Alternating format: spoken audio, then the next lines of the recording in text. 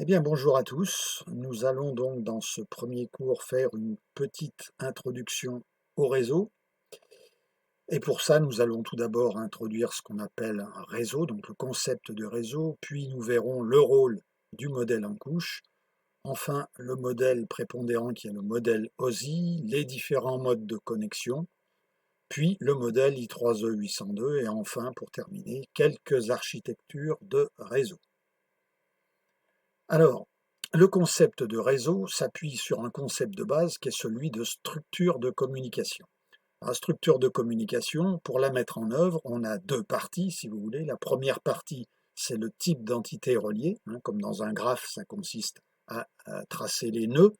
Et ensuite, entre ces nœuds, eh bien, on va pouvoir établir un certain nombre de trajets via ce qu'on appelle un réseau. Donc, au niveau du réseau, vous avez différents types de réseaux, les réseaux routiers, le réseau postal et le réseau numérique, qui est celui qui va nous intéresser. Donc, ceux-ci sont des instances du réseau. Alors, au niveau du réseau, on a différentes parties, et notamment, on va trouver les protocoles, on va trouver les composants physiques, etc. Les principaux sont les protocoles et les composants physiques. Donc, nous les décrirons dans la suite. Alors, quelques définitions pour commencer. La communication entre systèmes distants implique deux choses. Tout d'abord, au niveau physique, qu'on ait une transmission physique effectuée par un signal. Ensuite, prévoir donc un codage pour obtenir ce signal, puisqu'en général, les informations sont au format numérique, donc il va falloir les transformer en un signal soit numérique, soit analogique. Alors il faut également prévoir la sûreté de transmission, parce que lorsqu'on envoie des informations par un signal, rien ne dit que le récepteur du signal n'aura pas d'erreur de transmission. Donc il faut être capable de les détecter et de les corriger, bien sûr. Enfin, nous verrons la notion de mode de transmission qui est importante pour le signal. Alors ça, c'était au niveau physique. Au niveau fonctionnel, vous avez essentiellement ce qu'on appelle les règles de fonctionnement, c'est-à-dire des protocoles. Alors, quelques exemples de réseaux rapidement, des réseaux physiques, ce que tout le monde connaît, les réseaux des télécommunications via des fibres optiques, le câblage des salles en travaux pratiques en IUT, etc., ou ailleurs. Et ensuite, on a ce qu'on appelle les réseaux logiques. Alors, les réseaux logiques, c'est une abstraction, c'est-à-dire que c'est au-dessus du niveau physique. Alors là, on va trouver donc le web, qui peut avoir lieu par réseau filaire ou Wi-Fi, les intranets, qui sont également en réseau filaire ou en Wi-Fi, les réseaux locaux industriels, qui, eux, sont nécessairement filaires, et enfin le VPN, pour ne citer que les principaux.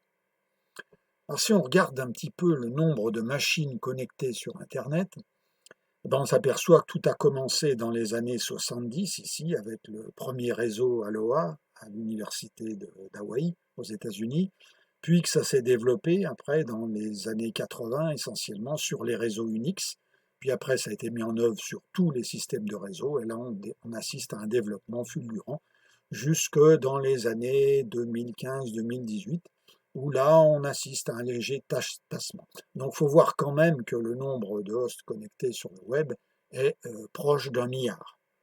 Donc ça laisse quand même perplexe quant aux capacités de réseau à supporter ce nombre de communications. Alors parlons maintenant codage des informations. Donc les informations issues d'une machine doivent être codées. Ça c'est sûr, pour circuler sur les réseaux. Alors on code pour deux raisons. On code tout d'abord pour adapter le signal au support de transmission. Donc là, on parle d'un codage par transformation du signal. Par exemple, on peut le coder en bande de base ou en RZ, Manchester, etc. On reviendra là-dessus. Ensuite, on code également pour détecter les erreurs de transmission. Donc dans ce cas-là, on ne transforme pas le signal, mais on prend l'ensemble des informations et on rajoute des informations. C'est ce qu'on appelle les bits de contrôle. Donc ça donne lieu à des codages type Hamming, CRC, c'est-à-dire Cyclic Redundancy Check, etc. Pour ce qui est des types de transmission, donc deux transmissions prépondérantes. Tout d'abord, un signal analogique qui peut être généré par une modulation. Par exemple, c'est ce qu'on a sur le réseau téléphonique commuté, RTC. Ici, vous voyez que c'est une modulation d'amplitude. Il y en a d'autres, il y a modulation de phase, modulation de fréquence. Enfin, on peut avoir un signal numérique qu'on va transmettre directement en tant que signal numérique après codage. Donc ici, c'est ce qu'on trouve dans Ethernet principalement. Alors, pour revenir sur les types de transmission, donc la transmission analogique, c'est ce qu'on appelle la transmission broadband ou bande large. Elle existe principalement sur le réseau téléphonique ou les transmissions radio. Donc là, il y a nécessité de moduler, c'est-à-dire de transformer un signal numérique en signal analogique, ou inversement, de transformer un signal analogique en signal numérique. Ensuite, vous avez la transmission numérique. On dit qu'on a affaire à une transmission en bande de base, baseband en anglais, et ça, c'est ce qu'on trouve principalement sur les réseaux Ethernet. Alors, le problème de ce genre de transmission, c'est le bruit. Pourquoi? Tout simplement parce que quand on passe d'un état 1 à un état 0 ou l'inverse, on a un gap, si vous voulez, d'amplitude, et donc ce gap va engendrer automatiquement du bruit. Et ce bruit, il va falloir l'éliminer par certains moyens. Donc c'est ce qui est fait à travers le codage, entre autres.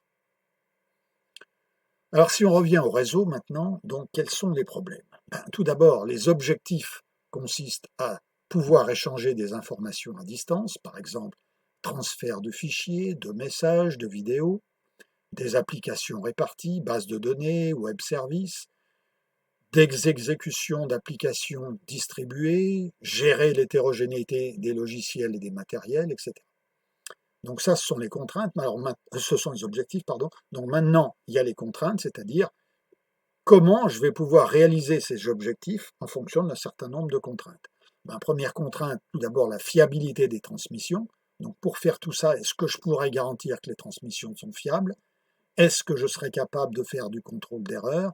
Est-ce que je serai capable de contrôler l'ensemble des paquets reçus de façon à ne pas en perdre? Est-ce que je serai capable de gérer le trajet des informations dans des structures complexes, telles que le web? Pensez par exemple à un graphe où il y aurait des millions de connexions et des millions de nœuds. Donc vous voyez que les problèmes ne sont pas simples. Alors pour ça, il y a en fait une solution. La solution consiste à entrevoir le système complexe à travers de deux aspects. Premier aspect, il faut être capable de spécifier un ensemble de règles à respecter, c'est-à-dire de protocoles, et de cette manière, le système complexe pourra fonctionner. C'est par exemple comme ça que fonctionne une société. S'il n'y avait pas des protocoles, des règles, eh bien rien ne fonctionnerait, chacun ferait ce qu'il veut, et ce sera le bordel. Donc dans les réseaux, ça n'échappe pas à cette règle. Donc ici, il y aura une logique qui permettra de gérer les échanges et qui garantira un fonctionnement correct. Deuxième étape, il va falloir structurer le problème en le divisant en sous-problèmes. Pour ça, on devra spécifier un modèle qui possède des couches d'abstraction différentes. Donc qui dit abstraction différente dit création d'une hiérarchie qui va des problèmes les plus concrets, à savoir le signal utilisé, aux plus abstraits, à savoir les applications distribuées. Et pour ça, on a un modèle qui est appelé modèle en couche. Donc on va voir la notion de couche et de service, l'encapsulation des données et enfin l'extraction des données. Alors je présente ça sur un modèle très simple qui est le modèle Unix qui permet de bien comprendre les choses vu sa simplicité. Vous avez tout d'abord un réseau qui est en bas, donc ici on a le câble. Vous voyez qu'au-dessus du câble, je vais trouver une couche qui va gérer ce qu'on appelle le standard Ethernet, c'est-à-dire l'accès au support de transmission. Ensuite, je vais trouver une couche qu'on appelle couche réseau, on verra dans la suite. Ici, c'est le protocole IP. Une couche 4 qui s'occupe du transport des informations, donc on appelle transport control protocole. Et puis au-dessus, on pourra mettre directement un certain nombre d'applications ou non. Vous voyez que dans le premier cas NFS, ici on ne met pas directement les applications, mais qu'il y a encore deux sous-couches à générer. Donc pour ça, il faut se définir un modèle de réseau. Donc l'idée de base, c'est de décomposer l'échange d'informations entre systèmes distants en une succession de couches. Problème combien? Deuxièmement, le rôle du modèle, c'est-à-dire définir ce que je vais mettre dans chaque couche, quelles sont les fonctionnalités que chaque couche va devoir remplir pour que le modèle fonctionne. Et bien tout ça, c'est décrit par un modèle. Et ce modèle de réseau, il va nécessairement être relativement complexe. Il va falloir subdiviser le fonctionnement en modules, gérer l'enchaînement entre les couches, gérer la hiérarchie induite, gérer la modularité dans les couches successives et gérer les informations d'adressage si on veut s'y retrouver. Voilà. Eh bien, il y a justement un modèle de réseau, et ce modèle, c'est l'ensemble des règles qui régit l'échange d'informations entre plusieurs utilisateurs distants. On appelle ça protocole de communication. Et cette structuration du protocole a eu lieu en 1977. On l'a appelé modèle en couche ou encore modèle OSI. OSI pour Open System Interconnection. À ne pas confondre avec ISO qu'on verra plus bas. Alors, le modèle est ouvert parce qu'il permet de faciliter l'interconnexion des systèmes hétérogènes. Les travaux ont été menés par un groupe d'experts, International Standard Organization ou ISO, et cela a débouché par une norme en 1983 qu'on a appelée la norme OSI et qui a été progressivement adoptée par la plupart des constructeurs. Donc le modèle OSI, un petit exemple pour comprendre son fonctionnement ici. Vous voyez que ce modèle comporte 7 couches. Donc on met ce modèle sur une machine qu'on appelle nœud du système. Et puis ce nœud, on le fait communiquer avec un nœud de communication, cette fois, qui peut être un routeur ou autre. Et puis on a ici une machine distante qui va recevoir l'information. Donc que fait l'information? En fait, l'information, elle va traverser toutes les couches, subir ce qu'on appelle le phénomène d'encapsulation qu'on va décrire après. Elle va remonter dans un certain nombre de couches. Donc vous voyez qu'au niveau du nœud, on n'est pas obligé d'avoir l'ensemble des couches, ce n'est pas nécessaire, on verra pourquoi. Et puis ici, on redescend et on remonte dans le système 2 où là, on va décapsuler, encapsulation, décapsulation, pour arriver à délivrer les informations ici au système 2. Ensuite, le système 2 pourra répondre selon le même principe. On envoie les informations comme ça. Et ces suites d'informations, c'est ce qui se passe tout le temps sur les réseaux. Alors, dans le modèle OSI, chaque couche possède donc des fonctions bien définies, ne communique qu'avec les deux couches qui sont adjacentes, celle du dessus, celle du dessous, s'appuie sur les fonctionnalités de la couche inférieure, fournit des services à la couche supérieure en lui masquant la manière dont ces services seront effectués. Donc elle n'a pas à savoir comment elle le fait, mais simplement elle a le résultat. Les communications sont réelles seulement entre couches voisines sur un même système. C'est-à-dire que la couche 2 va communiquer avec la couche 2 et pas les autres sur des systèmes distants. Ce comportement est tout à fait équivalent au dialogue direct avec la couche homologue sur un système distant. On parlera de communication virtuelle. Donc l'implantation des fonctionnalités réseau va se faire sous forme logicielle en utilisant des protocoles. Alors le modèle OSI, on le décrit rapidement ici en quelques informations. Donc vous voyez les 7 couches, de la plus haute à la plus basse. La plus haute, c'est la couche application qui donc va gérer les applications réseau. Ensuite, on trouve la couche présentation, mise en forme des informations, donc tout ce qui a trait au format des informations. La couche session en dessous, qui elle gère la synchronisation des échanges, quand il y en a besoin, on verra qu'il n'y en a pas tout le temps besoin. La couche transport, qui gère de bout en bout les échanges réseau sur des processus distants. La couche réseau, qui gère les échanges globaux entre machines distantes à travers des réseaux différents, donc des structures complexes. La couche liaison qui gère les échanges locaux entre des machines directement connectées, et la couche physique qui va spécifier un signal et un support physique pour transmettre l'information. Voilà, c'est limité en quelques mots. Maintenant, on va voir un petit peu tout ça en un peu plus approfondi, sans toutefois être trop précis. Donc tout d'abord la couche physique, et bien sûr on regarde ce qui est demandé dans le modèle OSI, on voit que c'est écrit, la couche physique fournit les moyens mécaniques, électriques, fonctionnels et procéduraux nécessaires à l'activation, au maintien et à la désactivation des connexions physiques destinées à la transmission des éléments binaires entre entités de liaison. Bon, c'est un peu compliqué comme ça, mais en fait tout simplement ça veut dire quoi? Il faut définir tout ce qu'il faut pour qu'un signal puisse aller d'une machine à une autre sans erreur. Voilà. Donc, dans la couche physique, la grandeur fondamentale, c'est le débit, puisque je vais envoyer des informations. Ici, je vais définir la vitesse avec laquelle ces informations peuvent sortir de la machine. Alors, on appelle ça souvent, par abus, la bande passante. Donc ici, on définit une grandeur qui est le débit. Le débit, c'est le volume binaire transmis par une machine, divisé par le temps que je mets pour transmettre ce volume. Donc c'est exprimé à la base en bits par seconde ou dans différents multiples, 1 kilobit par seconde, mégabit par seconde, etc. Passons maintenant à la couche liaison. Donc dans la couche liaison, là, tous les bits qui sont extraits de la machine, il faut savoir que les bits sortent de la machine de manière séquentielle.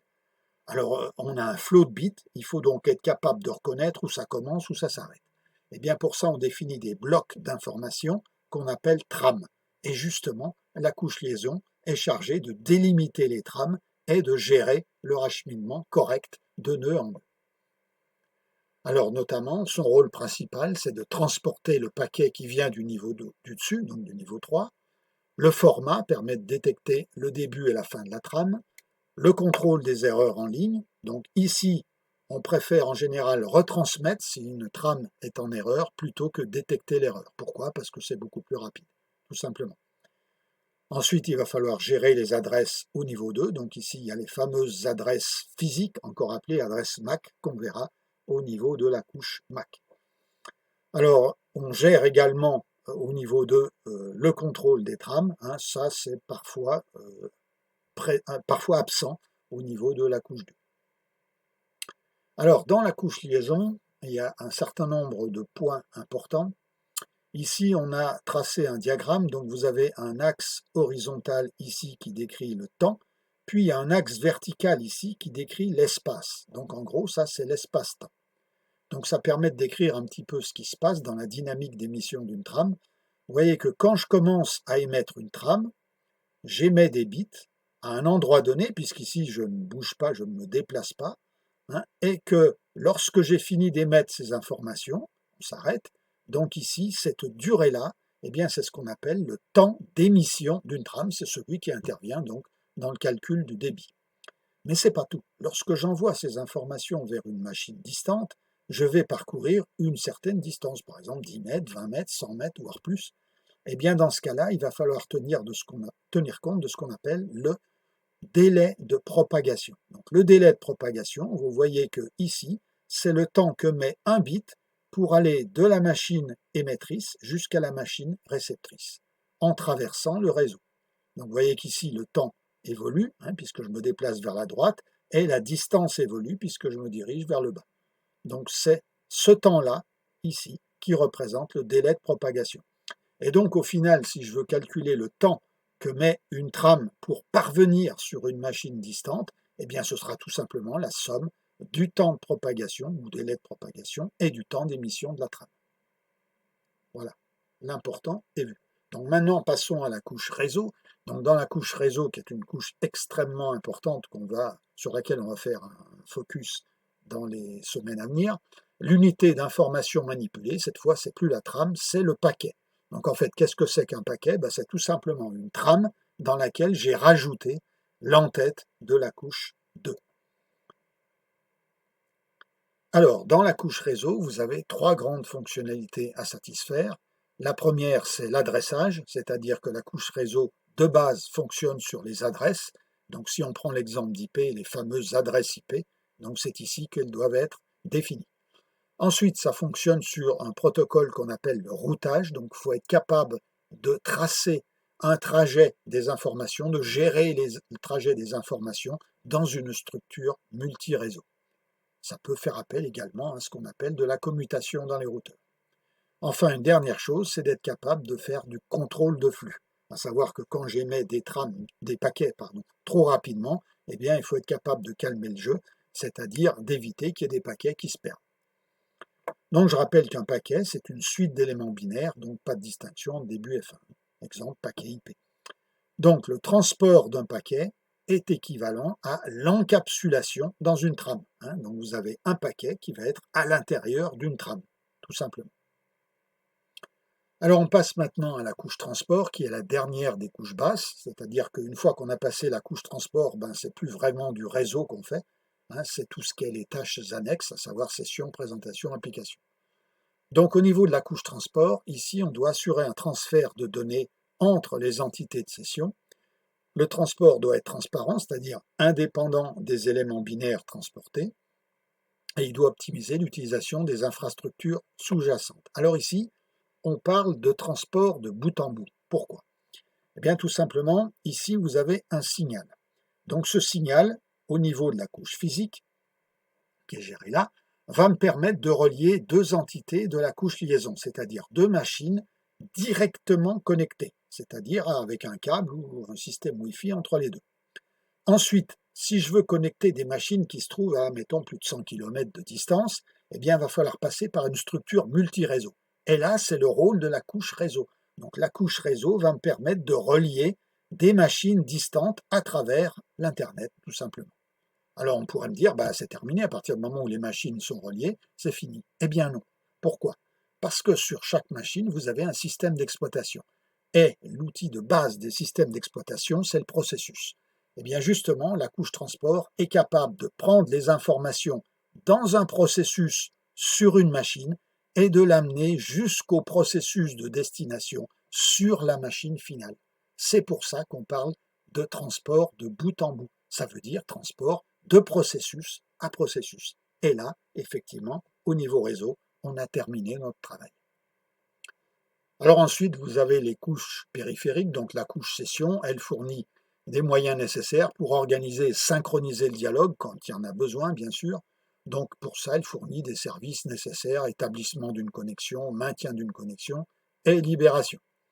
Elle doit également être capable de gérer le dialogue et de gérer des points de reprise. Ça, c'est important. Par exemple, si on a une communication qui s'arrête et qu'elle a duré 2 heures, eh bien, on est content de pouvoir reprendre là où on en était et pas tout recommencer depuis le début.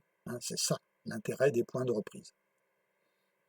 Enfin, la couche présentation, elle se charge de la syntaxe des informations que les entités vont se communiquer.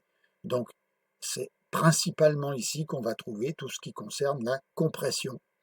Donc, vous avez différents types de compression, Hoffman, MPEG-2, MPEG-4, etc.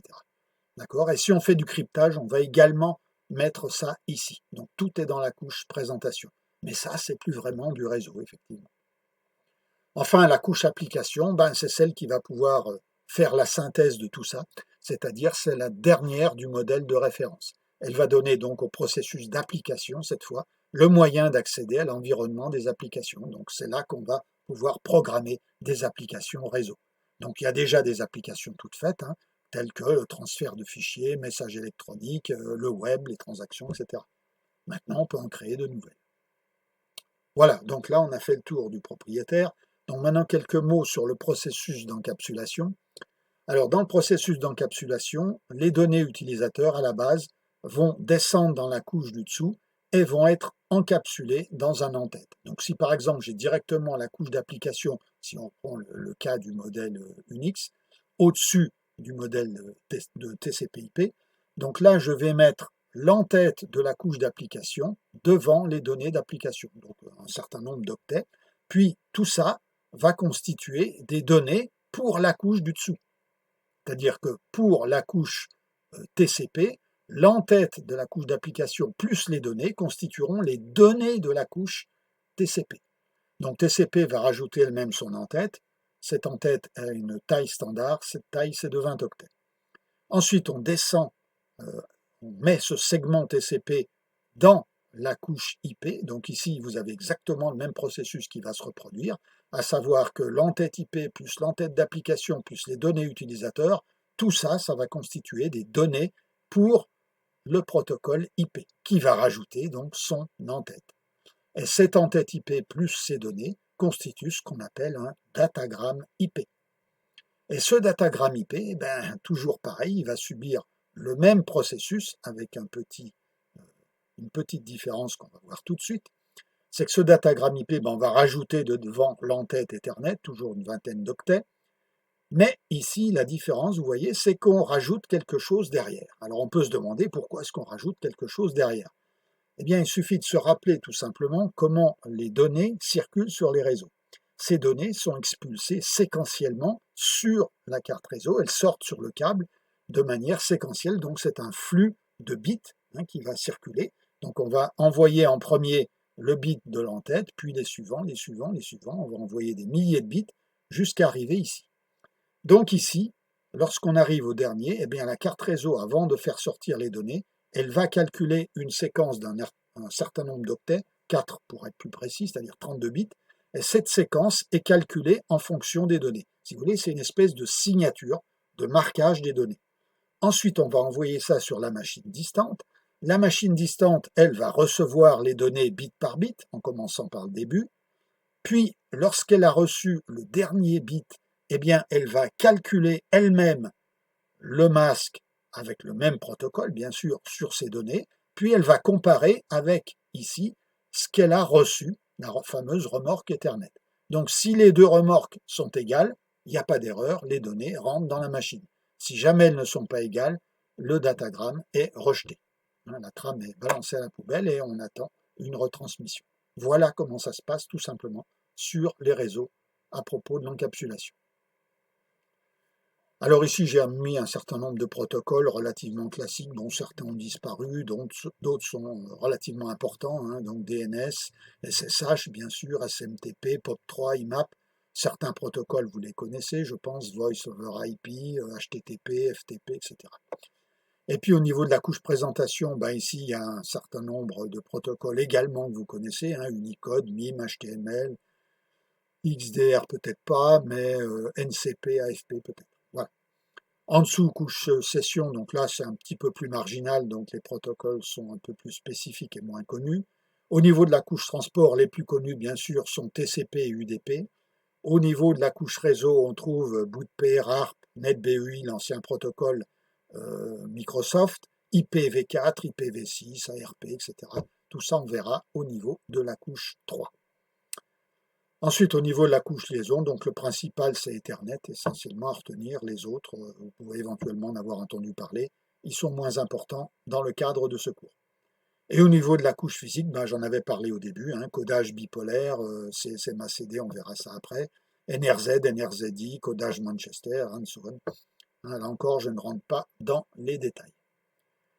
Alors maintenant, vous allez me dire, ces protocoles, ben, c'est bien gentil, est-ce qu'ils existent vraiment? Est-ce que je peux les voir? Eh bien oui, il existe ce qu'on appelle des analyseurs de protocoles, ou sniffers en anglais. Et le plus connu, c'est Wireshark. Ces protocoles servent à capturer les trames passant dans la carte réseau. On peut faire du filtrage, c'est-à-dire ne laisser passer que les trames d'un certain type qui nous intéressent. Vous avez 3 niveaux d'abstraction qu'on va décrire tout de suite, et ça permet d'analyser les entêtes dans plusieurs couches. Alors voilà ce que ça donne sur ce protocole, sur ce logiciel, pardon.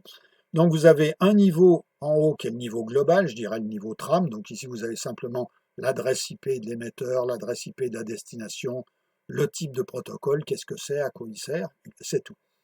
En dessous, vous avez la fenêtre la plus intéressante, c'est le niveau protocole. C'est là qu'on va pouvoir cliquer sur le plus, hein, et à ce moment-là, avoir le détail de tout ce qui se passe dans ce protocole, les différents champs, quelles sont leurs valeurs, qu'est-ce que ça représente, comment je peux comprendre ce qui s'est passé s'il y a un problème, etc. En bas, vous avez le niveau données. Bon, le niveau données est moins intéressant. Ce sont les données brutes, bien sûr, en hexadécimal. Et puis ici, vous avez l'encodage. Donc ça peut être intéressant, par exemple, lorsqu'on cherche à lire un mot de passe et puis que, eh bien, il n'y a pas eu de cryptage. Donc là, vous pouvez voir, bien évidemment, le mot de passe en clair. Donc ça, je suppose que ça en intéresse certains.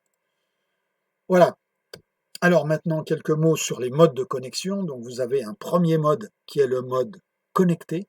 Alors pour comprendre ce qu'est le mode connecté, c'est assez simple. Il suffit de savoir ce que c'est qu'un téléphone. Vous avez tous des téléphones portables ou autres. Donc ici, vous avez 3 phases. La première, c'est l'établissement d'une connexion. Donc pour ça, je dois aller chercher le numéro dans une liste. Je clique dessus. J'entends sonner, donc ça cherche le correspondant. Et une fois que le correspondant a décroché, eh bien, on peut passer à l'étape 2, c'est-à-dire la transmission. Et enfin, lorsqu'on a fini de raconter ce qu'on a à raconter, eh bien, on ferme la connexion et donc on libère des ressources. C'est ça qu'il faut bien comprendre, c'est qu'au niveau du mode connecté, on a une monopolisation de ressources sur le réseau. C'est-à-dire qu'on va réserver un espèce de circuit virtuel sur le réseau et toutes nos informations vont utiliser le même circuit. Contrairement au mode suivant. Ici, dans le mode non connecté, appelé encore mode datagramme, la transmission se fait individuellement par paquet. Donc je transmets un paquet, puis un autre, puis n'importe lequel. Alors il n'y a pas ici de circuit virtuel, ça veut dire que chaque paquet doit gérer son propre trajet. Et pour ça, il a besoin de toutes les informations, c'est-à-dire toutes ses adresses, hein, adresse source, adresse destination, à tous les niveaux. Donc ça demande un peu plus de temps, hein, mais c'est beaucoup plus souple, ça s'adapte à la dynamique. Par exemple, si j'ai un circuit virtuel ici qui s'effondre, ben, ma connexion s'effondre, Par contre, en mode non connecté, ça continue à fonctionner. Il y a simplement un paquet qui peut tomber en carafe, mais à ce moment-là, il sera retransmis. Donc dans ce cas-là, vous n'aurez pas de primitive de connexion. Voilà. Bon, bilan sur le modèle OSI maintenant. Donc le modèle a un certain nombre d'avantages, il décrit ce que doivent faire les services à l'intérieur des couches, mais pas comment ils le font.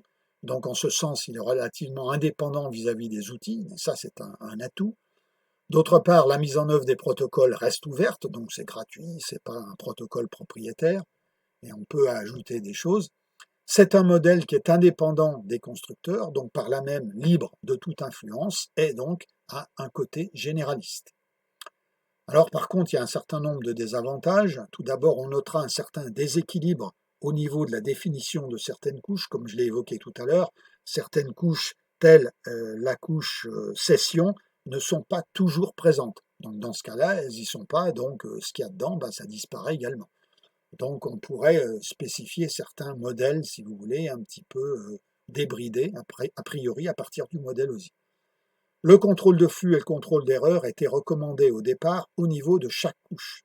Il faut voir que ça a été fait à une époque où les réseaux n'étaient pas très fiables, donc il fallait vraiment se blinder et avoir des systèmes fiables.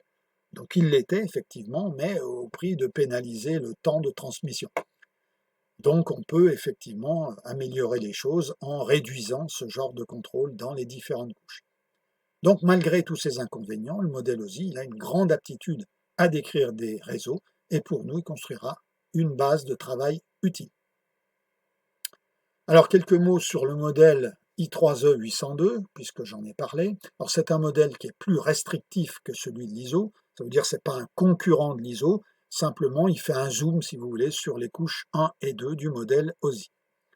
Alors les recommandations du projet 802 traitent des points suivants, les systèmes de câblage, les modes d'accès au réseau, les cartes réseau et les composants d'interconnexion. Vous avez ici un exemple des différentes spécifications I3E 802. Donc un certain nombre peuvent être connus, comme par exemple la méthode 802.3. Ça, c'est tout simplement la description du standard Ethernet. De même, la méthode 802.4, c'est la méthode d'accès à jetons sur bus pour les réseaux locaux industriels. Donc vous voyez que tout est spécifié, tout est décrit et répertorié. Alors il y a un certain nombre de choses qui ne vous intéressent pas directement, mais vous avez des choses telles que 802.9, qui sont les réseaux intégrant voix et données, qui sont susceptibles de vous intéresser. Et puis vous avez surtout 802.11, ça ce sont les réseaux sans fil. Donc on aura l'occasion de revenir là-dessus dans les cours suivants. Ensuite, vous avez les réseaux personnels sans fil, les réseaux métropolitains, donc qui présentent un petit peu moins d'intérêt pour nous. Alors, les architectures de réseau pour terminer. Donc ici, j'ai mis deux architectures de réseau qui vous concernent plus particulièrement. La première, c'est l'architecture des systèmes Windows, et la deuxième, c'est l'architecture des systèmes Unix-like, Linux, Solaris ou autre. Donc ici, j'ai représenté le modèle en couche, de cette manière-là, on pourra voir à peu près comment se situe ici la description du système vis-à-vis du modèle en couche. Donc vous voyez que pour les deux systèmes, les câbles et les connecteurs, on les retrouve au niveau de la couche physique, donc ça, il n'y a pas photo. C'est un standard, c'est facile. Ensuite, au niveau de Windows, on aura les drivers de carte réseau qui vont s'appuyer là-dessus, plus une interface appelée interface NDIS. Donc au niveau de la couche 2, c'est beaucoup plus sobre dans les systèmes Unix, puisqu'ici on va trouver simplement les drivers de carte réseau. Voilà pour ce qui est de la couche 1 et 2. Ensuite, au niveau des couches 3 et 4, eh bien, sur système Unix, c'est uniquement IP au niveau de la couche 3, TCP au niveau de la couche 4. Et ça depuis 40 ans. Par contre, au niveau des systèmes Windows, au départ, ils avaient un système qui était purement windowsien, c'était NetBEI, et puis ce système, devant le succès des standards TCP/IP, eh bien maintenant, ils se sont mis à mettre en standard dessus TCP/IP. Alors on peut également communiquer avec un certain nombre de réseaux un peu plus exotiques, tels les réseaux Novell, IPX, SPX, ou les réseaux Macintosh avec AppleTalk. Donc ça, c'est possible également de communiquer avec ce type de réseau. Donc pour tout ce qui est couche réseau jusqu'à la couche 4, voilà les différents modèles. Ensuite, au niveau des couches supérieures, pour les systèmes Microsoft, vous avez une interface appelée interface TDI qui va se trouver juste en dessous des applications client-serveur, donc des applications directes réseau. Alors sur système Unix, la plupart des applications reposent directement sur TCP/IP. Donc vous voyez que ce modèle est relativement simple. On trouvera le téléchargement de fichiers, la messagerie électronique, Telnet, le web, etc. Alors vous constatez ici qu'il y a une petite entaille à ce que je viens de dire, c'est que par exemple si je fais des réseaux avec des répertoires partagés, eh bien dans ce cas-là, il faudra prévoir un petit peu des choses au niveau des couches 5 et 6. Donc vous voyez qu'elles ne sont pas toujours absentes. Au niveau de la couche 5, c'est ce qu'on va trouver Remote Procedure Calls. Et puis au niveau de la couche 6, c'est External Data Representation. Voilà, donc je ne rentre pas dans les détails, simplement sachez que pour partager des répertoires en réseau, il y a des problèmes de synchronisation qui vont se poser. Ça me semble à peu près évident. Voilà. Donc on en a fini avec ce cours et naturellement, on passera ensuite au cours suivant.